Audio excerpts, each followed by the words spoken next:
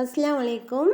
இன்னைக்கு வந்து நம்ம ப்ளவுஸ் பேக் சைடு 2 விதமா வந்து நான் ஸ்டிச் பண்ணி காட்ட போறேன். ரொம்ப வந்து ஈஸியா இருக்கும். லைனிங் ப்ளவுஸ் வந்து இந்த மெத்தட்ல நம்ம வந்து ஃபாலோ பண்ணி தச்சோம்னா ரொம்ப ஈஸியா இருக்கும். நெறைய மெத்தட் இருக்கு இத தைக்கிறதுக்கு. இன்னைக்கு வந்து 2 மெத்தட் எப்படி தைக்கலாம் அப்படிங்கிறத இந்த வீடியோல பார்க்கலாம். வீடியோவ கடைசி வரைக்கும் பாருங்க. இப்போ வந்து பார்த்தீங்கன்னா, மெயின் கிளாத் மேல, அதாவது நல்ல பக்கம் மேல நான் லைனிங் போட்டுட்டு, நம்ம கழுத்த வந்து எப்போதும் தச்சு திருப்புவோம்ல, அதே மாதிரி தான் இந்த இது வந்து நம்ம திருப்ப போறோம். இப்போ பார்த்தீங்கன்னா தச்சாச்சு. தச்சதுக்கப்புறமா எக்ஸ்ட்ரா இருக்கிற கிளாத் வந்து நம்ம கட் பண்ணி எடுத்துக்கலாம். கட் பண்ணிட்டு இந்த மாதிரி குட்டி குட்டியா வந்து நாட்ச் போட்டு விட்டுக்கோங்க.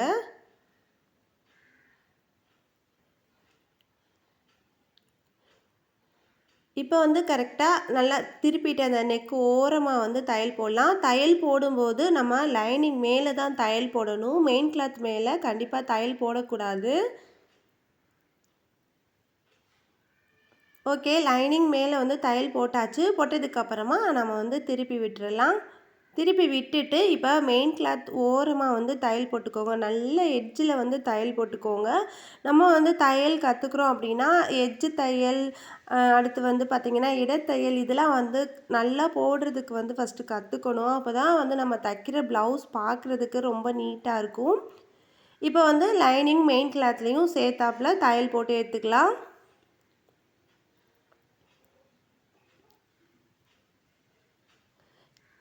தைக்கும்போது எந்த சுருக்கம் இல்லாமல் கையினால் இந்த மாதிரி நல்லா தேய்ச்சி விட்டுட்டு நம்ம வந்து தையல் போட்டு எடுத்துக்கணும்.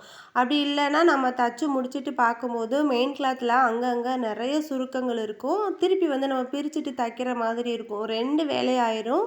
அதனால் தைக்கும் போதே நல்லா பொறுமையாக கையினால் நல்லா தேய்ச்சி விட்டுட்டு தைச்சிக்கோங்க.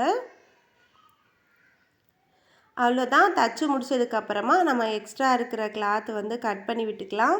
எப்போவுமே வந்து ப்ளவுஸ் கட் பண்ணும்போது லைனிங்கை விட மெயின் கிளாத் கொஞ்சம் எக்ஸ்ட்ரா இருக்கிற மாதிரி தான் நம்ம கட் பண்ணணும். அப்போ தான் நமக்கு ஏதாவது மிஸ்டேக் இருந்ததுன்னா நம்ம வந்து அட்ஜஸ்ட் பண்ணிக்கலாம். கரெக்டாக லைனிங் மாதிரியே நம்ம கட் பண்ணிட்டோன்னா நம்ம வந்து ஏதாவது மிஸ்டேக் பண்ணிட்டோம் அப்படின்னா வந்து அதை அட்ஜஸ்ட் பண்ண முடியாது. அதுக்காக தான். இப்போ கரெக்டாக எக்ஸ்ட்ரா இருக்கிற கிளாத் எல்லாமே வந்து கட் பண்ணி விட்டுக்கலாம். அதே மாதிரி கீழேயும் கொஞ்சம் கிளாத் இருக்குது. எல்லாத்தையும் வந்து நான் கட் பண்ணி விட்டுக்கிறேன். கட் பண்ணி முடிச்சதுக்கப்புறமா நம்ம தையலுக்கு விட்டுருப்போம்ல 1.5 இன்ச், அதை வந்து கரெக்டாக இந்த மாதிரி மடிச்சுட்டு தையல் போட்டுக்கலாம்.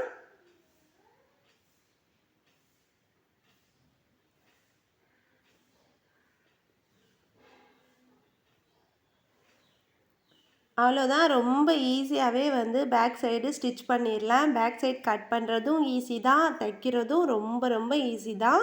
அதே மாதிரி கரெக்டாக ஷோல்டரில் இருந்து 2ஆக மடித்தோம் அப்படின்னா நமக்கு வந்து பேக் டாட் பிடிக்கிற இடம் வந்து நமக்கு கரெக்டாக கிடச்சிரும்.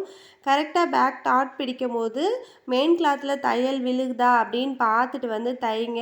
ஏன்னா நம்ம லைனிங் கிளாத் வந்து தைக்கும் போது, லைனிங் ப்ளவுஸ் வந்து தைக்கும் போது பின்னாடி வந்து சில டைம் வந்து தையல் விழாது. நம்ம லைனிங்கில் மட்டுமே தையல் போட்டிருப்போம். மெயின் கிளாத்தில் தையல் போடாமல் இருப்போம். அதுக்காக தான் சொல்கிறேன். கரெக்டாக பார்த்துட்டு வந்து டாட் பிடிச்சிக்கோங்க. அவ்வளோதான். பார்த்தீங்கன்னா தெரியும், நீட்டாக வந்து தச்சு முடிச்சாச்சு. இப்போ வந்து நம்ம ஃப்ரண்ட் அண்ட் பேக் இருந்து தைக்கும்போது இன்னொரு ஸ்டிச் வந்து போட்டுக்கலாம். அடுத்து வந்து இன்னொரு ப்ளவுஸ். இந்த ப்ளவுஸ் பார்த்தீங்கன்னா பூனம் சாரியில் உள்ள ஒரு ப்ளவுஸ் தான். பார்த்தீங்கன்னா தெரியும் எவ்வளோ வலுவலுன்னு இருக்குது அப்படின்னு. இதை தைக்கிறதுலாம் ரொம்ப கஷ்டம் அப்படின்னு வந்து நம்ம நினைப்போம். இந்த கிளாத்லேயும் எவ்வளோ ஈஸியாக வந்து தைக்கலாம் அப்படிங்கிறத பார்க்கலாம். கரெக்டாக மெயின் கிளாத் மேலே லைனிங் போட்டுக்கோங்க. லைனிங் போட்டதுக்கப்புறமா இந்த மாதிரி பின் குத்திக்கோங்க. நிறையா வந்து நழுவாமல் இருக்கிறதுக்கு வந்து பின் குத்திக்கோங்க. ஏன்னா அது ரொம்ப வலுவலுன்னு இருக்குது. நான் வந்து 5 பின்னு வந்து போட்டுக்கிறேன். உங்களுக்கு வேணும்னா வந்து சைட்லலாம் வந்து பின் போட்டுக்கோங்க. அப்போ தான் வந்து நல்லா நகராமல் இருக்கும். நான் வந்து 5 பின்னு வந்து போட்டுக்கிட்டேன். போட்டதுக்கப்புறமா நம்ம வந்து எப்போதும் போல் நெக்கு வந்து தச்சு எடுத்துக்கலாம்.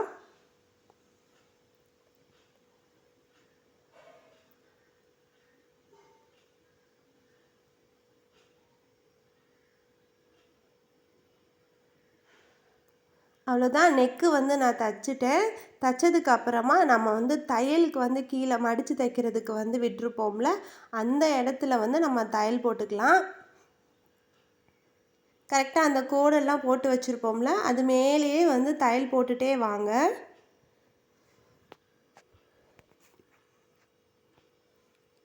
அவ்வளோதான், தையல் போட்டாச்சு. போட்டதுக்கப்புறமா கீழே எக்ஸ்ட்ரா இருக்கிற கிளாத்து, அடுத்து வந்து கழுத்துக்கிட்ட இருக்கிற கிளாத்து எல்லாத்தையுமே வந்து கட் பண்ணி எடுத்துக்கலாம்.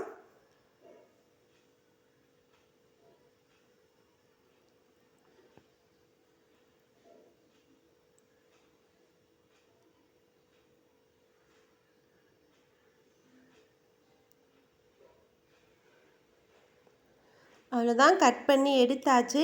எடுத்ததுக்கப்புறமா பார்த்தீங்கன்னா, இந்த மாதிரி நம்ம பெரட்டி எடுத்துக்கணும்.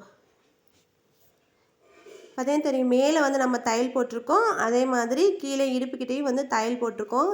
சைடில் வந்து நம்ம தையல் போடலை. கரெக்டாக வந்து இந்த மாதிரி கையை உள்ளே விட்டுட்டு நம்ம வந்து திருப்பி எடுத்துக்கலாம். இந்த மெத்தடு வந்து ரொம்ப ஈஸியாக இருக்கும். அர்ஜெண்ட்டாக வந்து நம்ம நிறைய ப்ளவுஸ் வந்து தைக்கணும் அப்படின்னா இந்த மெத்தடை வந்து ஃபாலோ பண்ணிக்கலாம். சீக்கிரமாக வந்து நம்ம நிறைய ப்ளவுஸ் வந்து தைச்சிடலாம். அந்த மாதிரியான ஒரு ஈஸியான மெத்தடு தான்.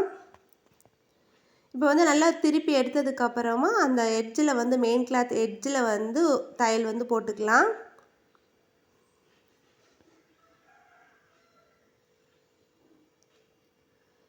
லைனிங் எதுவுமே வெளியில் தெரியாமல் மெயின் கிளாத் ஓரமாக வந்து தையல் போட்டு எடுத்துக்கோங்க. அவ்வளோதான், வந்து தையல் போட்டாச்சு. தையல் போட்டதுக்கப்புறமா நம்ம வந்து கிளாத் வந்து உள்ளே விட்டு மடிச்சிருந்தோம்ல, எவ்வளோ கிளாத் தெரியுதோ அந்த கிளாத் மேலேயே வந்து தையல் போட்டுக்கோங்க. இல்லைன்னா நம்ம எட்ஜில் வந்து தையல் போட்டோம் அப்படின்னா உள்ளே இருக்கிற கிளாத் வந்து சுருங்கின மாதிரி இருக்கும். அந்த அளவுக்கு நல்லா இருக்காது. அதனால் நான் 1 இன்ச்சுக்கு வந்து தையல் போட்டுக்கிறேன். அதே மாதிரி சுற்றிலும் வந்து தையல் போட்டு எடுத்துக்கலாம். இப்போ வந்து நம்ம 2 மெத்தடு மட்டும் பார்க்கலாம். இன்னும் அடுத்தடுத்த வீடியோவில் இன்னும் நிறைய மெத்தட் இருக்குது. அதையுமே வந்து நம்ம பார்க்கலாம். நம்ம தையல் பழகுறோம் அப்படின்னா இதெல்லாம் வந்து கற்று வச்சுக்கணும். கொஞ்சம் வந்து ஷார்ட்கட் இதெல்லாம் வந்து கற்று வச்சுக்கிட்டா தான் நம்ம வந்து கொஞ்ச நேரத்தில் நிறைய ப்ளவுஸ் வந்து தைக்கிறதுக்கு ஈஸியாக இருக்கும். அவ்வளோதான், எக்ஸ்ட்ரா இருக்கிற கிளாத் வந்து நம்ம கட் பண்ணி விட்டுக்கலாம். உங்களுக்கு பார்த்தாலே தெரியும் இந்த வழுவழு துணியில் நம்ம எவ்வளோ ஈஸியாக வந்து தைச்சிட்டோம் அப்படின்னு. எனக்குமே வந்து ஆரம்பத்தில் தைக்கும்போது கொஞ்சம் கஷ்டமாக தான் இருந்துச்சு. இப்போ வந்து பழகிருச்சு. நம்ம வந்து ட்ரைனிங் தான் நமக்கு முக்கியம். நம்ம எந்த அளவுக்கு வந்து தைச்சி பழகுறோமோ அந்த அளவுக்குமே வந்து நமக்கு ரொம்ப ஈஸியாயிரும். அதனால இந்த துணியிலலாம் தைக்க முடியல அப்படின்ட்டு வந்து ஃபீல் பண்ணாதீங்க. கண்டிப்பாக வந்து தைச்சி பழகுங்க.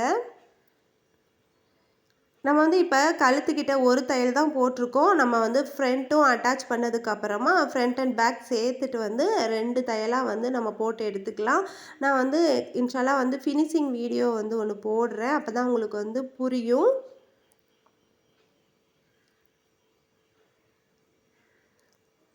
அவ்வளோதான், நம்ம வந்து ஷோல்டரை 2ஆ மடிச்சுட்டு நம்ம வந்து பேக் டாட் வந்து பிடிச்சிக்கலாம். இல்லையே அதே மாதிரி தான் மெயின் கிளாத்தில் தையல் விழுகுதா என்னன்னு செக் பண்ணிவிட்டு வந்து பேக் டாட் வந்து பிடிச்சிக்கோங்க.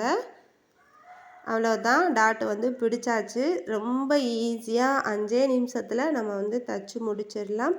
இந்த வீடியோ கண்டிப்பாக உங்களுக்கு யூஸ்ஃபுல்லாக இருந்திருக்கும். வீடியோ பிடிச்சிருந்தா லைக் பண்ணுங்கள், சப்ஸ்கிரைப் பண்ணுங்கள். தேங்க்ஸ் ஃபார் வாட்சிங்.